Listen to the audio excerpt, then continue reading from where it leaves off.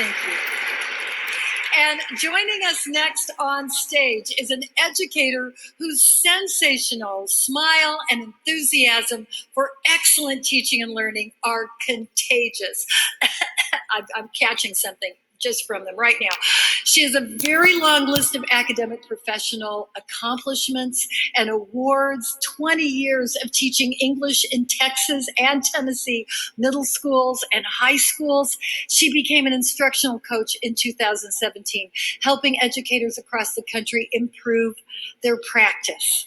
She serves on the Inclusive and Responsive Educational Practice team, and this is where her true passions live. She is an ambassador with the Civil Rights Alliance, a leading educator for equity, and a lifetime advocate for the civil rights of her students. Please, please, please welcome the 2014 Texas State Teacher of the Year and a 2015 NEA Foundation Global Learning Fellow, Monica Washington. Welcome, Monica.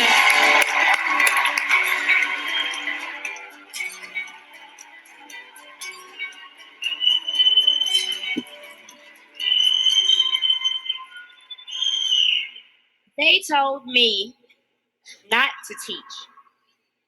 They told me that I was far too smart and talented to waste my time in the abyss of public schools. They said it loudly, as if from a megaphone, warning me about the road ahead. Those kids don't want to learn anyway. Why frustrate yourself?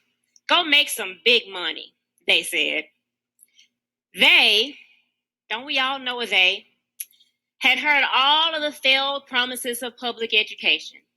They see public education as the lesser education. The education that means that Coolio, the rapper, is probably somewhere lurking in the hallway, ready to jump out and rap Gangsta's Paradise. We saw the movie and you know the song.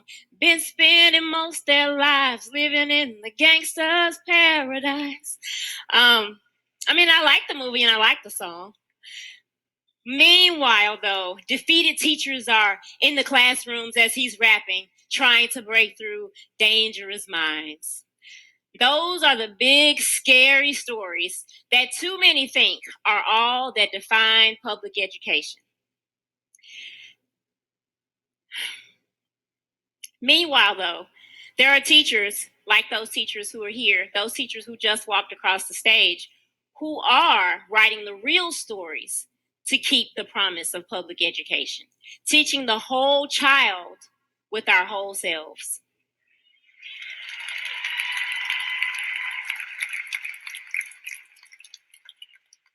We keep the promise of public education in so many ways.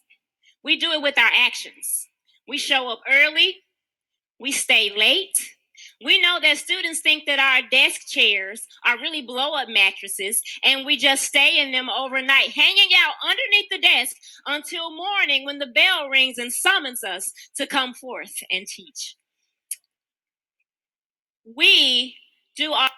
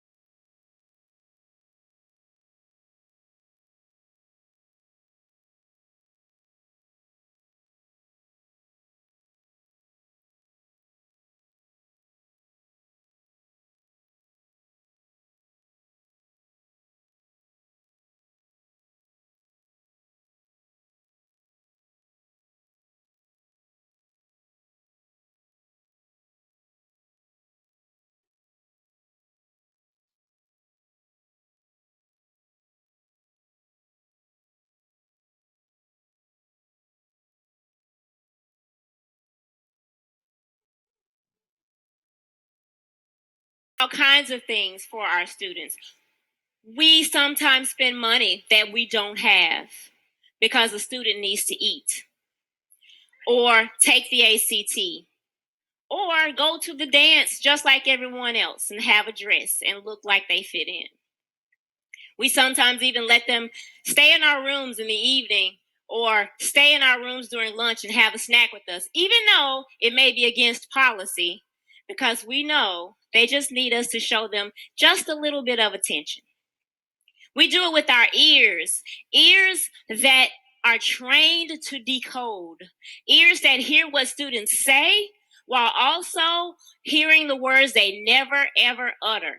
Miss Washington, I really was thinking about submitting something to the literary magazine, but I don't know. Maybe they already have enough, or maybe they don't want the type of poetry that I write.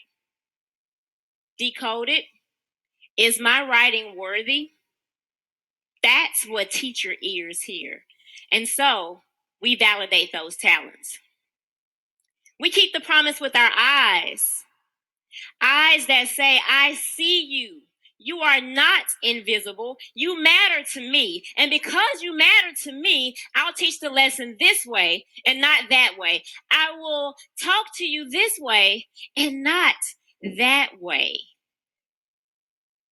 And sometimes we'll have to briefly put aside content because we know that sometimes that's what we have to do to truly reach them. My husband, Ricky, who is a middle school teacher, says sometimes that sometimes you have to stop teaching so you can teach.